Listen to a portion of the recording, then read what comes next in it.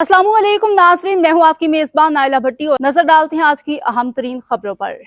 Trump की धमकी, बात बढ़ गई। सऊदी वली अहद ने सख्त वार्निंग दे दी।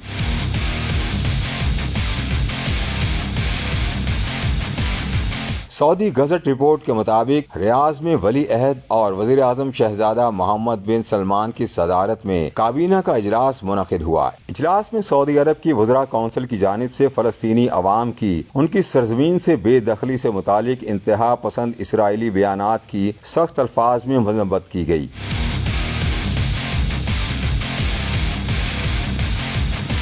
इस मौके पर मसला फ़लस्तीन के हवाले से सऊदी अरब की हुकूमती पॉलिसी पर जोर देते हुए दो रियासती हल को खित्ते के मुस्तकिल अमन की बुनियाद करार दिया गया। इजलास में मुख्तलिफ आलमी और मकामी मामलात ज़ेर गौर आए, जिसमें काबीना को वली अहद के साथ उर्दनी फरमारवा शाह अब्दुल्ला अल सानी और मुत्तहिदा अरब अमारात के सदर शेख मोहम्मद बिन ज़ायद अल नहयान की टेलीफोनिक गुफ्तगू से आगाह किया गया।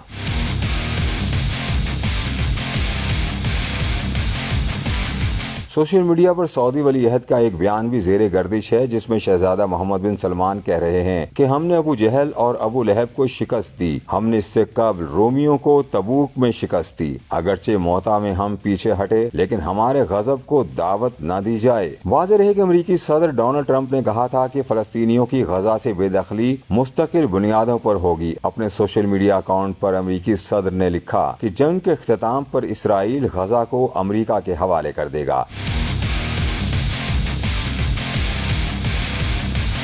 इससे पहले व्हाइट हाउस ने तरदीद की थी कि सदर ट्रंप फलस्तीनियों की आर्जी मुंतकिली चाहते हैं, मुस्तकिल नहीं। व्हाइट हाउस की प्रेस सेक्रेटरी कैरोलिन लेविट ने सहाफियों को बताया कि ट्रंप का मानना है कि अमेरिका को खित्ते में इस्तेहकाम को यकीन बनाने के लिए गजा की तामीर नौ में शामिल होना चाहिए। उन्होंने कहा कि इस बात का मतलब ये नहीं है कि गजा में अमरीकी फौजी तैनात किए जाएं।